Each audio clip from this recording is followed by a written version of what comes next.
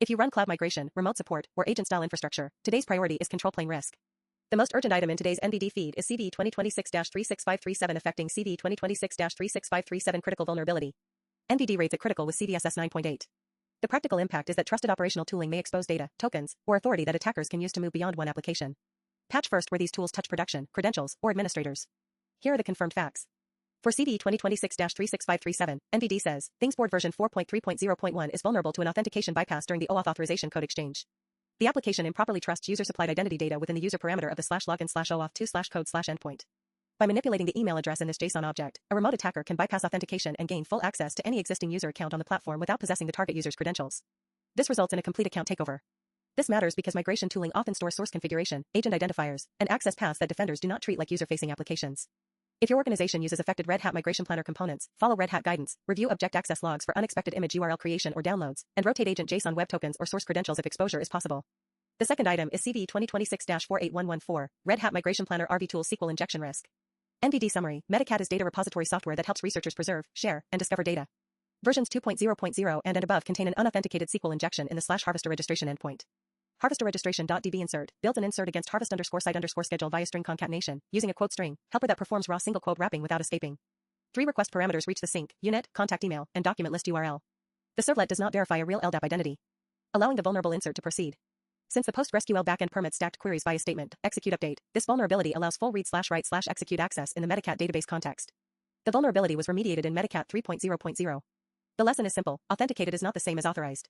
A user or token may be real, but that does not mean it should access another customer's object, delete shared data, or trigger a privileged route.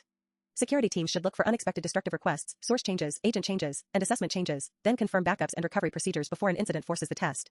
The third story is CVE 2026-48558, Simple Help OIDC Authentication Bypass. NBD reports, Simple Help versions May 5, 15 and prior and 6.0 pre-release versions contain an authentication bypass vulnerability in the OIDC authentication flow. When OIDC authentication is configured, identity tokens submitted during login are accepted without verifying their cryptographic signature. In a vulnerable configuration, a remote, unauthenticated attacker can submit a forged token containing arbitrary identity claims to obtain a fully authenticated technician session. In some configurations, this may also allow bypass of multi-factor authentication. No user interaction is required. Remote support and identity systems deserve extra attention because they are trusted by design. A technician session or accepted identity claim can reach sensitive systems quickly. Apply the vendor update, verify OIDC or identity configuration, and review recent sessions for unusual users, timing, geography, or activity that does not match support tickets. One more critical item is CVE 2026-55196, CVE 2026-55196 critical vulnerability. NBD says, Hermes Web UI before 0.51.409 contains an authentication bypass vulnerability in passkey registration endpoints that allows unauthenticated remote attackers to register arbitrary passkeys. When Hermes_Web_PASSKY equals 1 is enabled with no existing credentials, post/API/auth/passkey/register/options and post/API/auth/passkey/register endpoints are accessible without authentication, allowing attackers to claim the first passkey and gain permanent administrative control. This is relevant to the AI and automation era because node pairing, reconnect logic, and approval scope are exactly the kinds of trust boundaries teams are now building into agent platforms and internal automation. So what should you do today? Inventory exposed migration tools, remote support platforms, node or agent systems, and any service that can read tokens or manage machines. Patch according to vendor advisories. Review logs for pre-signed URL access, destructive API calls, technician logins, and node reconnection events. Rotate secrets if images, service accounts, or agent tokens may have been exposed. And for developers, add route level and object level authorization checks around every privileged operation.